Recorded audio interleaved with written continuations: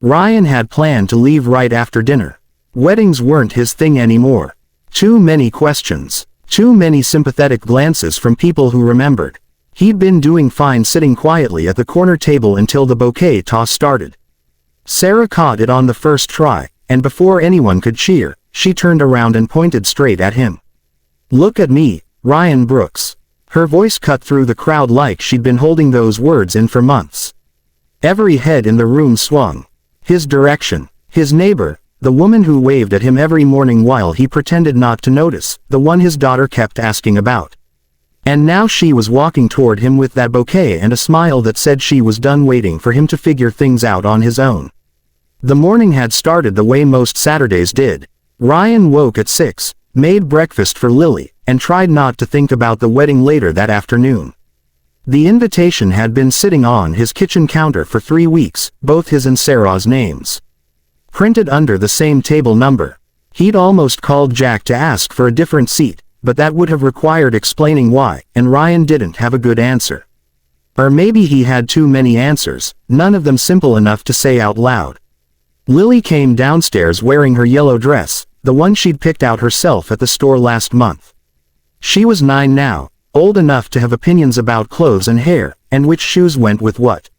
Old enough to notice things Ryan wished she wouldn't. "You look nice, Dad," she said, eyeing the navy suit he'd laid out on the back of the chair.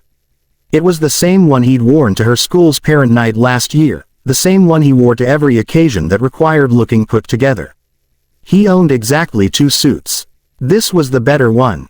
"Thanks, kiddo." He set a plate of scrambled eggs in front of her. "Eat up, Mrs. Fletcher's picking you up at noon." Lily stabbed at her eggs with her fork, but didn't eat. "Is Miss Sarah going to be there?" Ryan poured himself coffee, the sound of liquid hitting ceramic louder than it needed to be. "Probably. It's Jack and Beth's wedding. They know a lot of people. Are you going to sit with her? We're at the same table. Are you going to dance with her?" Ryan looked at his daughter. Really looked at her. She had her mother's eyes dark and searching, the kind that saw through excuses. "Why all the questions?" Lily shrugged, pushing eggs around her plate. "She asked me yesterday if you were going. I said yes." She smiled really big. Something tightened in Ryan's chest. He took a sip of coffee, too hot, and felt it burn all the way down. "That's nice. She makes you smile, too," Lily said quietly. "When you think I'm not looking." Ryan didn't know what to say to that, so he didn't say anything. He finished his coffee standing at the sink, watching the house next door through the window. Sarah's porch light was on. It was always on early in the mornings when she went for her run. He'd learned her schedule without meaning to, the way you learn the rhythm of rain or the sound of birds at dawn. 6:15 every day. Like clockwork, the light went off. A minute later, Sarah appeared on her front steps in running shorts and a gray hoodie, her hair pulled back in a ponytail. She stretched against the railing, one leg and then the other, and then she looked up straight at Ryan's kitchen window. She waved. Ryan lifted his hand halfway, an aborted gesture that felt as awkward as it looked, and then turned away before she could see his face. Behind him, Lily said nothing. But Ryan could feel her watching. By the time he pulled into the venue parking lot that afternoon, Ryan had already decided his exit strategy. Stay for the ceremony, eat dinner, congratulate Jack and Beth. Leave before the dancing started. Simple. Clean. No complications. The ceremony was fine. Beth cried.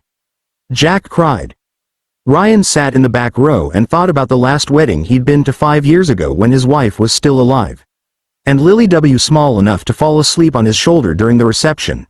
He'd carried her to the car that night, her head heavy against his chest, and Amanda had laughed at how he couldn't manage to buckle her in without waking her up. He blinked, and the memories scattered. The reception hall was decorated with white lights and pale blue flowers. Round tables filled the space, each one topped with candles that flickered in glass holders.